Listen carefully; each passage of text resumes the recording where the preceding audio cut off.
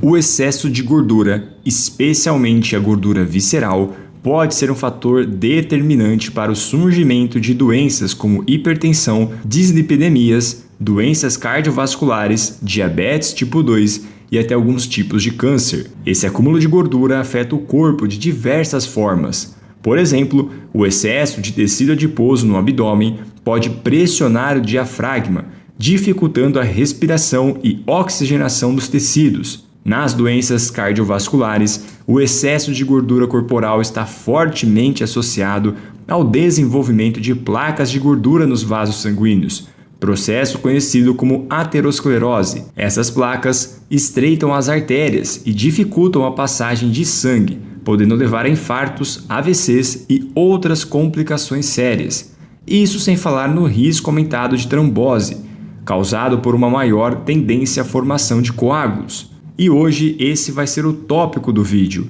efeitos do excesso de gordura no corpo humano. Então fica comigo até o final para saber mais sobre esse assunto. Outra complicação muito importante relacionada ao excesso de gordura é a disfunção do endotélio, a camada interna dos vasos sanguíneos.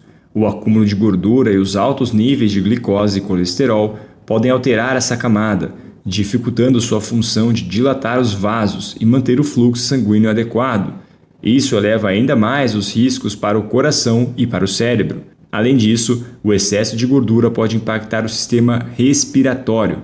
Algumas pessoas com obesidade podem ter mais chance de desenvolver síndrome da hipoventilação, uma condição na qual o corpo não consegue respirar com eficiência. A presença do tecido adiposo ao redor do pescoço e da caixa torácica pode dificultar a expansão dos pulmões, levando à apneia do sono e à má oxigenação noturna. Pessoas com asma podem ter sua condição agravada pelo excesso de gordura corporal, já que ela contribui para a inflamação crônica. O tecido adiposo secreta citocinas inflamatórias que tornam o controle da doença mais difícil. Outro ponto crítico é o sistema músculo-esquelético. O excesso de peso sobrecarrega articulações como quadris, joelhos e tornozelos, aumentando o risco de lesões, dores crônicas e desgaste precoce da cartilagem. No consultório, vejo muitos pacientes preocupados em reduzir seu peso por razões estéticas, mas na prática, os marcadores de saúde são muito mais importantes. Para entender se alguém realmente precisa emagrecer,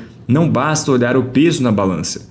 É preciso analisar outros parâmetros, como a circunferência abdominal, o IMC, a pressão arterial e a frequência cardíaca de repouso, os exames laboratoriais e até o comportamento alimentar. Em alguns casos, mesmo que a pessoa esteja acima do peso considerado ideal, ela pode apresentar níveis normais de colesterol, glicemia, pressão arterial e estar fisicamente ativa, o que coloca no perfil metabólico mais saudável do que alguém com IMC normal, mas com hábitos ruins. Por isso, cada caso é único e o emagrecimento deve ser prescrito com base em dados objetivos e não apenas em um número na balança. Claro, para reduzir a gordura corporal, é necessário estar em déficit calórico, ou seja, consumir menos calorias do que se gasta. A prática de atividade física, especialmente a musculação combinada com exercícios aeróbios, é essencial para preservar a massa magra enquanto se perde gordura. Não existe uma porcentagem de gordura corporal ideal,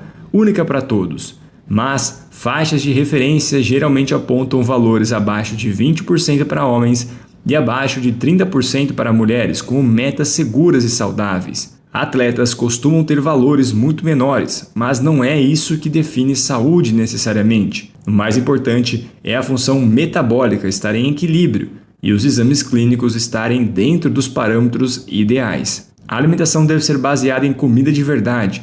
Cada pessoa responde de forma diferente a estratégia como low carb, jejum intermitente ou dieta mediterrânea. O importante é escolher um plano que seja sustentável a longo prazo. Tentar priorizar alimentos integrais, reduzir industrializados e controlar o consumo de açúcar adicionado. E vale lembrar, isso não significa cortar completamente os doces ou petiscos que você gosta.